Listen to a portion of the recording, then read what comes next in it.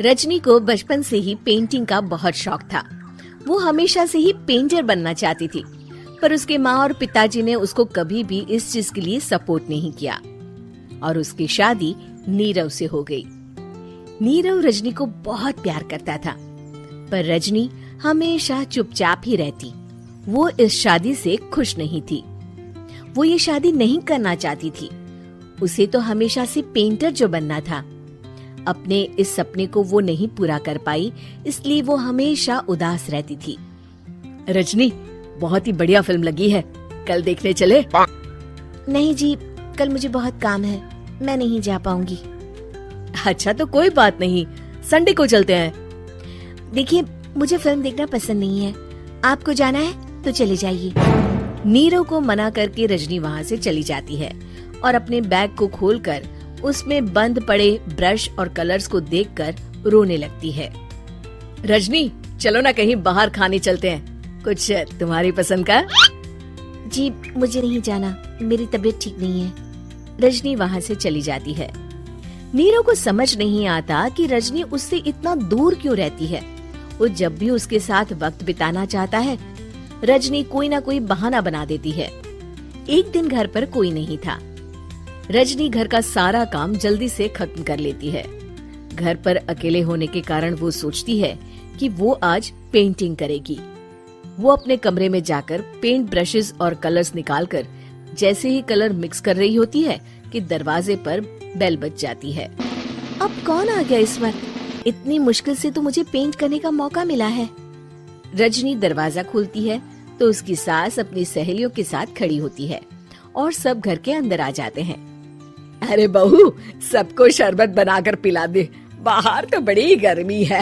उफ। जी। रजनी पेंट ना कर पाने से उदास हो जाती है। उसे गुस्सा भी आ रहा होता है कि उसने इस शादी के लिए हाँ क्यों कह दी। वो रसोई में जा रही होती है कि उसकी सास उसे रोकती है। बहू, सबके खाने का भी इंतजाम कर लेना, आज का लंच तो ये सब यहीं करेगी। हाँ। रजनी बिना कुछ कहे रसोई में चली जाती है। सबके लिए खाना बनाती है। सब खाना खाते हैं और रजनी घड़ी देखती है कि ये सब कब जाएंगे ताकि वो अपनी पेंटिंग कर सके। जब शाम होती है तब सब चले जाते हैं अपने घर। अरे बहू, सब तेरे खाने की तो बहुत तारीफ कर रहे थे, सबको बहुत अच्छा लगा खाना। आपको मुझे सुबह बताना चाहिए था ना कि आपकी सहेलियां आ रही हैं। पता भी है कितना वक्त लगा सारा खाना बनाने में। अरे बहू, तू ऐसे कैसे बात कर रही है मुझसे? तो और कैसे बात करूं? मैं इस घर की कोई नौकरानी नहीं हूँ कि इतना काम करूंगी। रजनी अपने कमरे में जाकर दरवाजा बंद कर लेती है। शाम को जब नीरव आता है तो उसकी माँ उसे पूरी घटना के बारे में बताती है। क्या रजनी ने आपसे इस तरह बात की माँ? हाँ, और पता नहीं उसे क्या हो गया है, शाम से बाहर भी नहीं आई है। मैंने तो कई बार आवाज दी, खाना भी नहीं खाया उसने। तू ही बात करके देख ले बेटा। नीरव अपने कमरे का दरवाजा खटखटाता है। रजनी, दरवाजा खोलो, मैं हूँ। रजनी दरवाजा खोलती है और फिर वापस जाकर अपने बिस्तर पर लेट जाती है। रजनी, माँ से बात करने का ये क्या तरीका है? मैंने कोई गलत बात नहीं की है। अरे तुम क्यों ऐसे बर्ताव कर रही हो सबके साथ? क्या तुम इस शादी से खुश नहीं हो? रजनी कुछ नहीं बोलती। अरे बताओ मुझे रजनी, क्या ये शादी तुम्हारी मर्जी के खिलाफ हुई है? हाँ, मैं ये शादी कभी नहीं करना चाहती थी। तुमसे क्या, मैं किसी से भी शादी नहीं करना चाहती थी। रजनी रोने लगती है। चुप हो जाओ रजनी, बताओ मुझे, तुम क्यों नहीं करना चाहती थी शादी? रजनी बेड के नीचे से अपने पेंटिंग्स, कलर्स, ब्रश, पेपर्स निकालती है। इतने में उसकी सास भी कमरे में आ जाती है। ये देख रहे हो, ये थे मेरे सपने।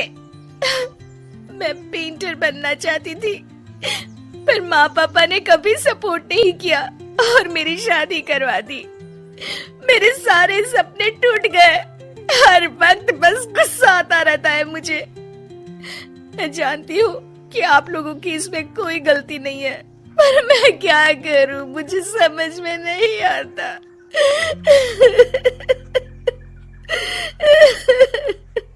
रजनी फूट फूट कर रोने लगती है। मुझे माफ कर दीजिए, आप दोनों के साथ मैं बहुत बुरा बर्ताव कर रही हूँ। अरे रजनी बेटा चुप हो जाओ तुम। नीरव पानी लेकर आता है। ये लो पानी पियो और शांत हो जाओ। रजनी पानी पीती है और उसकी सास पेंटिंग्स देख रही होती है। अरे नीरव, हमें तो पता ही नहीं था कि हमारी बहू कलाकार है। अरे कितनी अच्छी पेंटिंग्स बनाई है, देखो तो।